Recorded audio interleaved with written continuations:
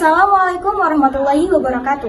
Salam sejahtera untuk kita semua. Salam Om Swastiastu, Namo Buddhaya, dan salam kebajikan. Tabi Kun. Sebelumnya izin memperkenalkan diri, saya Arseli Rahma Faudia dari kelas 12 IPS 1 dengan nomor induk siswa 12258. Pada kesempatan kali ini, saya akan mempresentasikan laporan hasil observasi saya yang berjudul Upaya Mempertahankan Kearifan Lokal melalui proses konvensional dalam pembuatan camilan tradisional Klanting dan pemanfaatan bahan baku lokal sekaligus kebudayaan masyarakat lokal di Pukonondodadi, Kecamatan Gadingrejo, Kabupaten Pringsewu, Provinsi Lampung sebagai tugas akhir dari mata pelajaran sosiologi yang diampu oleh Bapak Farhan Hadid, Sarjana Pendidikan. Baik, seperti yang sudah saya sebutkan di pembukaan bahwasannya tugas ini merupakan tugas akhir mata pelajaran sosiologi yang diampu oleh Bapak Farhan Hadid, Sarjana Pendidikan. Dari awal proses observasi hingga proses wawancara, hingga proses penyusunan esai dilakukan oleh saya sendiri, Arseli Rahma Faudia dari kelas 12 IPS 1 dengan nomor induk siswa 12258. Sebelum memasuki ke materi bahasan yang lebih lanjut, saya akan terlebih dahulu memaparkan substansi atau inti pokok yang akan saya bahas pada kesempatan kali ini. Saya akan terlebih dahulu mengenalkan objek penelitian saya pada kesempatan kali ini, yaitu rumah Klanting milik Ibu Sumiati yang berlokasi di Pukonondodadi, Kecamatan Gadingrejo, Kabupaten Pringsewu, Provinsi Lampung, yang merupakan jenis usaha UMKM golongan mikro. Usaha ini telah berdiri sejak tahun 1996 atau sudah berdiri selama kurang lebih 28 tahun.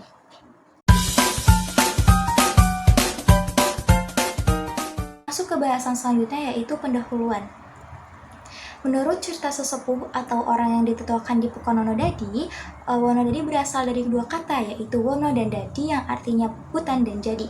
Karena pada awalnya wilayah ini merupakan daerah transmigrasi dengan gerapan hutan yang kemudian maju dan berkembang menjadi sebuah pedesaan ataupun perkotaan karena masyarakatnya yang berbudaya tinggi. Masuk ke variabel observasi saya kali ini, yaitu pemberdayaan. Pemberdayaan secara etimologis atau secara bahasa berasal dari kata daya yang berarti kekuatan atau kemampuan. Sedangkan secara terminologis atau secara istilah merupakan suatu proses menuju berdaya, suatu proses pemberian atau memperoleh daya atau kekuatan atau kemampuan kepada pihak yang belum berdaya. Salah satu proses pemberdayaan di Kabupaten Pringsewu ada di rumah produksi Klanting milik Ibu Sumiati yang termasuk golongan UMKM mikro. Pemberdayaan sendiri tidak bisa terlepas dari siklus pemberdayaan itu sendiri yang terdiri dari 7 siklus, yang kemudian akan saya bahas lebih lanjut pada pembahasan.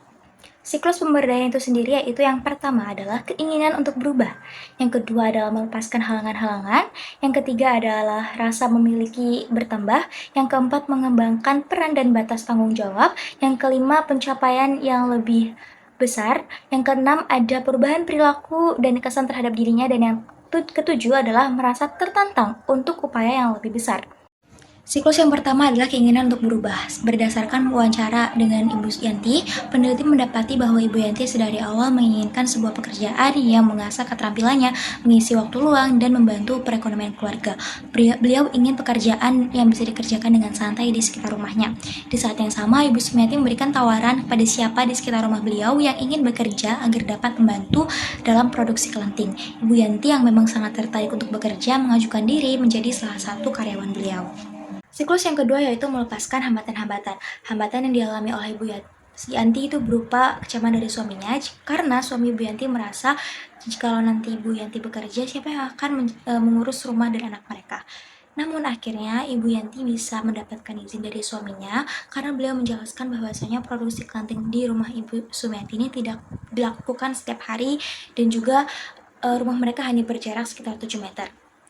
Ibu Yanti akhirnya mendapatkan izin dengan syarat beliau tidak meninggalkan tanggung jawabnya di rumah. Yang ketiga yaitu rasa memiliki bertambah. Ibu Yanti tentunya merasa senang karena beliau bisa bekerja dan mengisi waktu luang dengan mengasah keterampilannya membuat Klanting di rumah produksi milik Ibu Sumiati. Sebagai seorang pemilik, Ibu Sumiati juga bersemangat untuk mengajarkan ilmunya kepada Ibu Yanti sampai beliau mahir. Meskipun Klanting milik Ibu Sumiati ini berbeda tangan pembuatnya, rasanya terbilang cukup konsisten karena karyawan-karyawan Ibu Sumiati sangat terampil, salah satunya adalah Ibu Yanti. Siklus yang keempat yaitu mengembangkan peran dan batas tanggung jawab. Pada awalnya, karyawan Ibu Sumiati masih beliau pantau dan tuntun dalam proses produksinya. Didasarkan pada usaha konvensional, masing-masing karyawan tidak diberi job desk khusus karena pembuatan kelanting akan cepat diselesaikan bila bersama-sama. Selain mengemban tanggung jawab di rumah produksi, beliau juga mengemban tanggung jawab di rumah, yaitu beliau harus menyelesaikan terlebih dahulu pekerjaan rumah sebelum berangkat ke tempat produksi. Tentunya Ibu Yanti mengemban lebih banyak tanggung jawab ketika sudah bekerja di rumah produksi kelanting milik Ibu Sumiati. Meskipun memegang dua peran yang berbeda, Ibu Yanti mampu membawa dan mengatur dirinya agar dua peran tersebut bisa terlaksana dan tanggung jawabnya bisa diselesaikan dengan baik. Siklus yang kelima yaitu pencapaian hasil dan target yang lebih besar. Ibu Yanti tentu selalu berusaha untuk menyumbangkan tenaganya secara maksimal dalam proses produksi kelanting di rumah produksi Ibu Sumiati. Beliau selalu berinisiatif untuk membantu Ibu Sumiati jikalau Ibu Sumiati membutuhkan. Contohnya, ketika Ibu Sumiati memiliki hal lain yang harus dikerjakan dan tidak ada yang menggoreng kelanting, Ibu Yanti akan menawarkan diri untuk menolong beliau. Peran aktif beliau tentu tidaklah sia-sia. Beliau mendapat keterampilan baru dengan tetap menjalankan tanggung jawabnya untuk membuat kelanting. Dengan usaha maksimal beliau dapat memberikan output yang lebih kepada rumah produksi kelanting milik Ibu Sumiati. Siklus yang keenam yaitu perubahan perilaku dan kesan terhadap dirinya. Ibu Yanti merasa gampang lelah setelah bergabung dengan usaha milik Ibu Sumiati, tetapi beliau juga merasa lebih terampil dari sebelumnya tidak bisa membuat kelanting sampai bisa membuat kelanting dari awal hingga akhir. Ibu Yanti tentu saja tertarik untuk mempertahankan cara-cara konvensional. Beliau merasa bahwa kelanting tradisional tidak akan lekang oleh waktu walaupun di era perkembangan mesin-mesin produksi. Terutama Ibu Yanti juga ingin membantu ibu-ibu yang ingin mendapat penghasilan tetapi tidak bisa bekerja jauh dari tempat tinggal mereka. Siklus yang ketujuh yaitu merasa tertantang untuk upaya yang lebih besar. Ibu Yanti juga ingin membuka usaha sendiri. Riset dan survei perlu dilakukan sebelum Ibu Yanti membuka sebuah usaha. Harus diketahui terlebih dahulu minat dan potensi bahan baku yang dapat dimanfaatkan Ibu Yanti. Bahan baku tersebut akan lebih baik jika merupakan bahan baku lokal agar bisa membantu petani di Bokonodadi. Ibu Yanti bertekad untuk membantu ibu-ibu yang ada di sekitar rumahnya juga.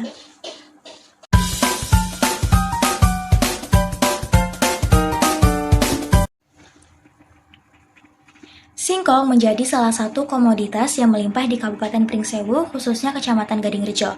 Komoditas ini merupakan salah satu peluang usaha bagi masyarakat. Peluang usaha tersebut dapat dikembangkan menjadi usaha yang nyata jika telah dikenali oleh agen pemberdayaan.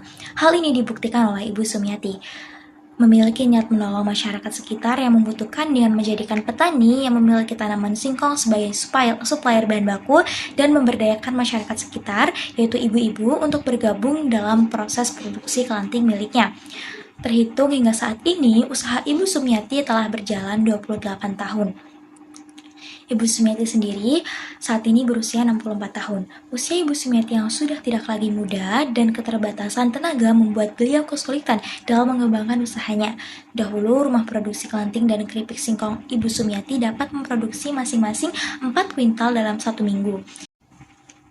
Namun saat ini, beliau dan karyawannya hanya mampu memproduksi 1 kuintal kelanting dan 1 kuintal keripik singkong dalam 1 minggu, menghasilkan omset kelanting kurang lebih 86.400.000 per tahun. Diketahui pada masa awal dibukanya usaha ini, Ibu Sumiati memiliki 15 karyawan yang terdiri dari masyarakat di sekitar rumahnya.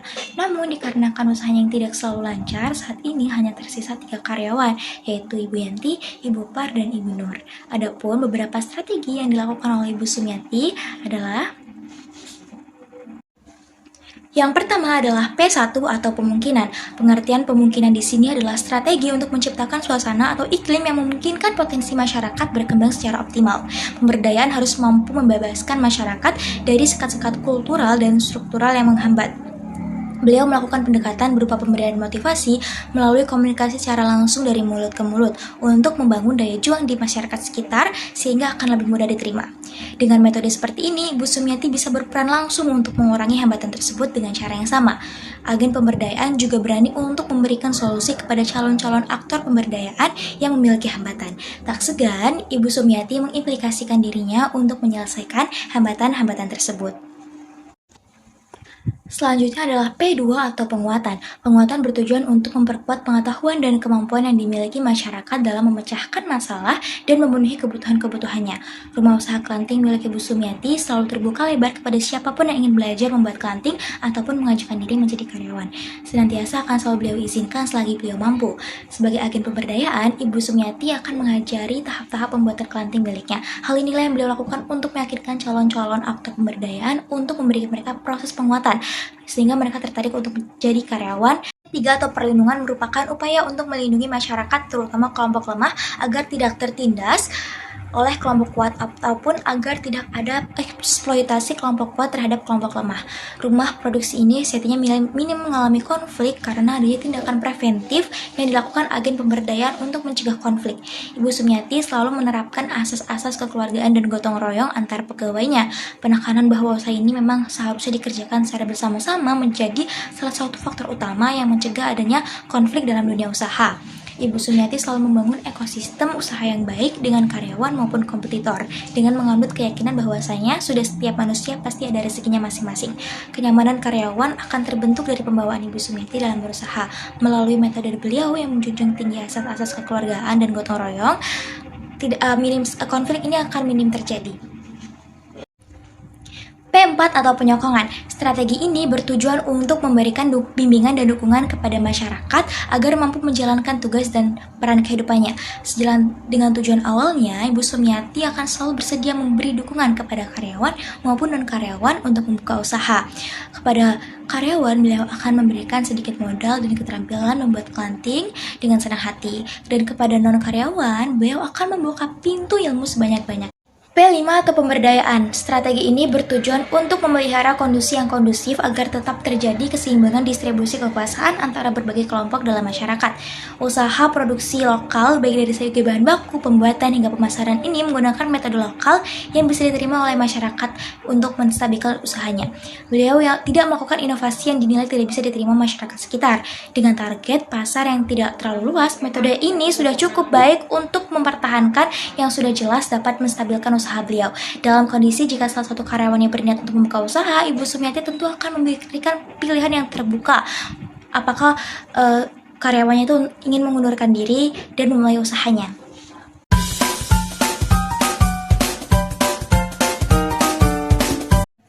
Ibu Darti, salah satu masyarakat di Pekanbaru yang bertempat tinggal sekitar di rumah Ibu Sumiati, menjelaskan bahwasanya banyak ibu-ibu yang memiliki keinginan untuk menambah uang belanja dengan bekerja namun terhambat izin suami dan tidak ada lowongan pekerjaan. Setelah ada usaha ini, langkah untuk memanfaatkan dan memperdayakan masyarakat sekitar, banyak ibu-ibu yang terbantu. Meskipun jumlahnya tidak luas dan tidak banyak, hal ini merupakan langkah yang patut diapresiasi mengingat Ibu Sumiati sendiri memiliki keterbatasan yang usianya tidak lagi muda dan modalnya tak lagi banyak. Ibu Darti menyatakan bahwa beliau salut dengan kepribadian Ibu Sumiati yang gigih dan suka menolong. Ibu Sumiati dengan ketidakegoisannya mengambil langkah yang berarti untuk masyarakat sekitar. Usaha kelanting Ibu Sumiati pernah mengalami masa kejayaan. Pada masa itu, Ibu Sumiati memiliki banyak modal untuk mengembangkan usahanya. Namun ketika beliau mengurangi karyawan pun, hal tersebut bukan merupakan downfall bagi Ibu Sumiati. Ibu Sumiati memilih melanjutkan usahanya daripada berhenti total. Menurut Ibu Darti, hal ini perlu diapresiasi. Ibu Darti berharap usaha ini bisa dilanjutkan oleh anak-anak Ibu Sumiati kelak. Menurut Ibu Darti, anak-anak Ibu Sumiati harus belajar cara berwirausaha Ibu Sumiati. Langkah kecil yang sangat berarti.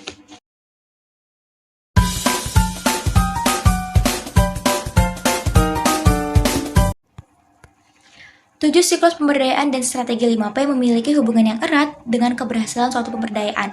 Dari analisis tersebut dapat disimpulkan bahwa Ibu Sumiati pandai melihat peluang dengan dibuktikan memanfaatkan singkong bahan baku lokal Onodadi. Ibu Sumiati adalah wirausahawan sejati dengan dibuktikan bahwasanya beliau memilih untuk meneruskan usahanya sembari memikir kekurangannya daripada harus memberhentikan usahanya. Usaha konvensional tak selalu tertinggal dan dengan mudah disaingi oleh usaha modern. Stereotip tentang usaha konvensional yang akan tenggelam seiring perkembangan teknologi mampu dipatahkan oleh Ibu Sumiati. Ibu Sumiati membuktikan bahwa melalui proses konvensional, hasil produksi tak kalah saing. Produk konvensional memiliki orisinalitas, identitas, dan tradisionalitas.